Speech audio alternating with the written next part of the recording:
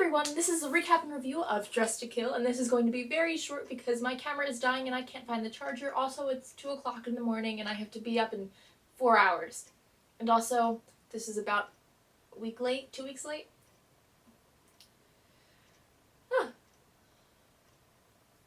Doing great. So the episode starts out with Tony meeting his father, and that's always a good sign.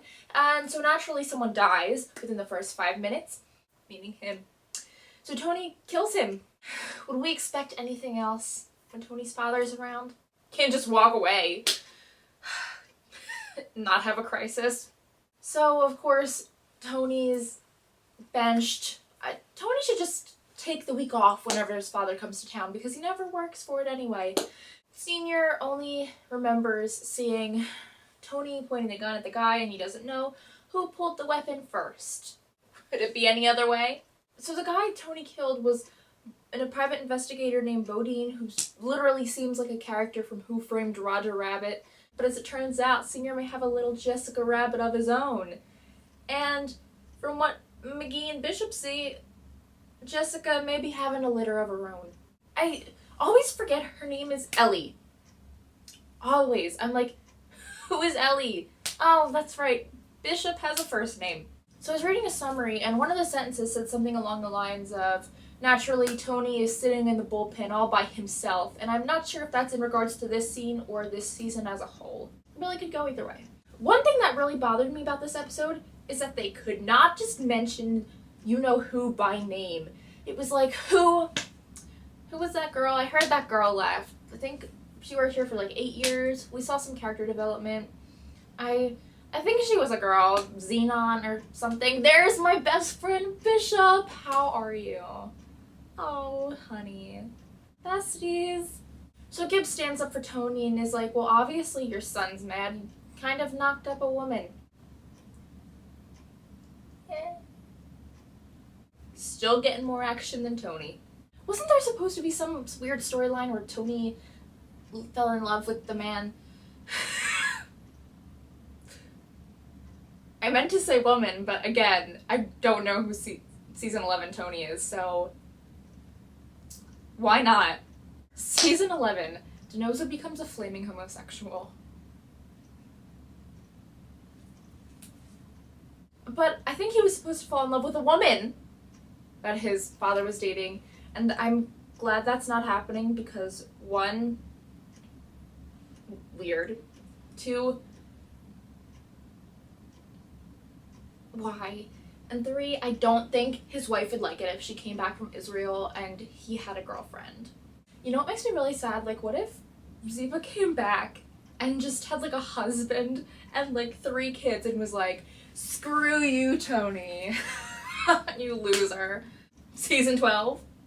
The whole thing of this is Senior's fiance. That's right, he's getting married again. Still getting more action than his son. So unfortunate. I'm glad the young woman was not his mom because his brother is young enough to be his son, and that makes me so uncomfortable. We just saved ourselves a lot of unnecessary awkwardness, which is great. I'm glad he has a fiance his own age, that he's getting his life together. Maybe just runs in the bloodline. Maybe you have to wait until you're like 70 to get your stuff together. Season 37, Tony finally manages to keep a woman.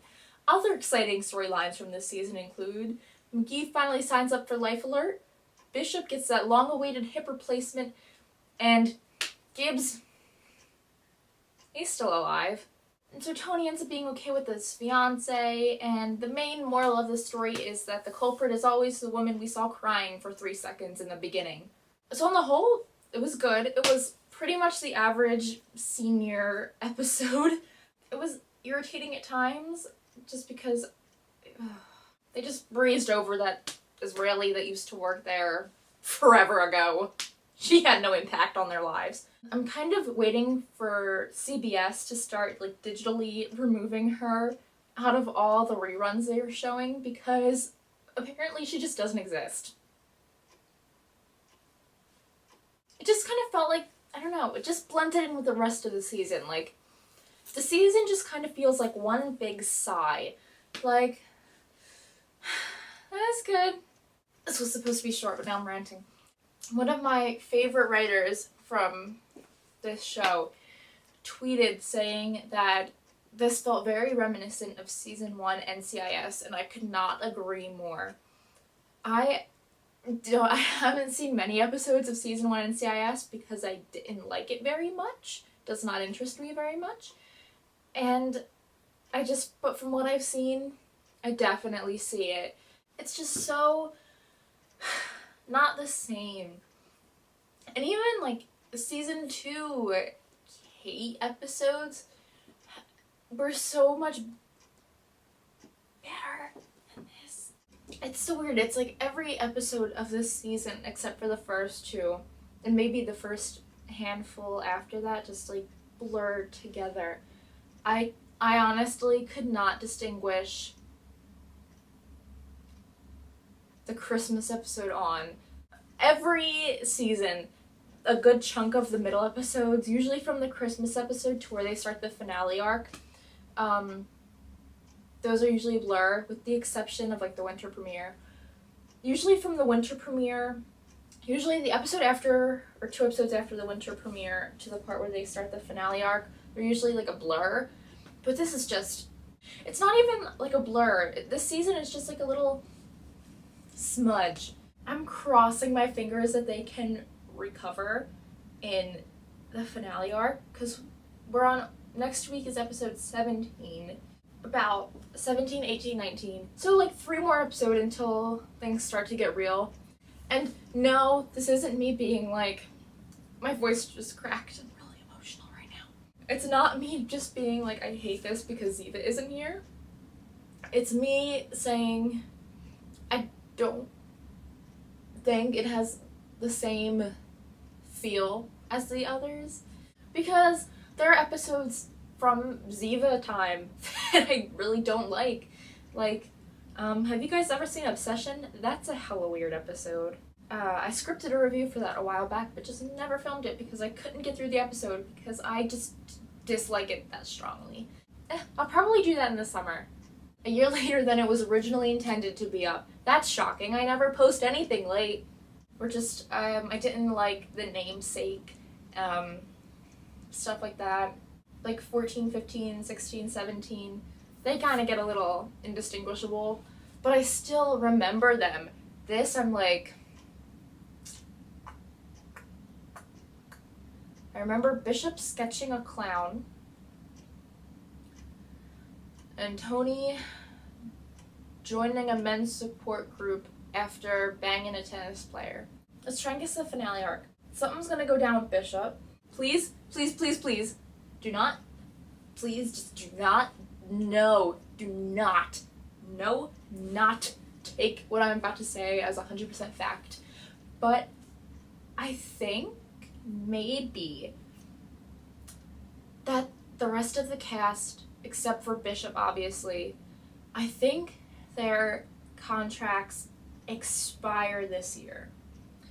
Because I know Cody was always on the weird contract thing. Like, they were always on that weird every other year thing. And I'm pretty sure everyone else's contract ends this year. And they just did get picked up for season 12. So contract negotiations. Yay, those went so well last year.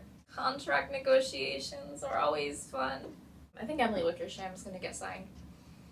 Does anyone know what her current contract is? Because she got signed for 3 episodes, and then she got signed for the rest of the season, but I don't know if it was like into season 12. Season 12, will it be the last year? 12 years is a long time for television shows. So I believe that's all I have to say about Dress to Kill. Still don't know why it's called Dress to Kill. Maybe the costume designer was just really proud of his selection this episode. Fierce. Yes, we are dressed to kill. And then they name the episode in their honor. I don't know what happened to this review. I think this is where I should stop it. So I will see you guys for the spoilers and theories for the next episode, which will be episode 17, and I will see you then.